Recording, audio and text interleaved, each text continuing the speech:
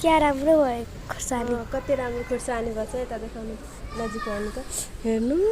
तर ठाउँ नभएर एउटै गमलामा धेरै छ अनि अझै पनि यहाँ छ यो हेर्नु त देखाऊ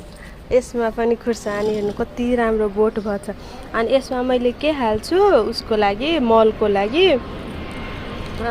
जति तरकारी बनाउँछु नि जति तरकारी बनाउँछु सब तरकारीहरूको बनाएको यहीमा हाल्छु के गमलामा अनि मल भइहाल्छ यो हेर्नु मैले कचरी खानुवाला साग रोपेछु गमलामा खुर्सानी वाउ यो पनि कति राम्रो भएको छ खुर्सानी मस्त मस्त भएको छ मस्त मस्त यसमा पानी हाल्नुपर्छ बेटु पानी हाल्ने टाइम भइसकेको छ अब यो बारीमा यति ठाउँ छ तर रोप्नै दिनुहुन्न हाम्रो घरपट्टि दाइले है बुनु रोप्यो भने फालिदिनुहुन्छ काटेर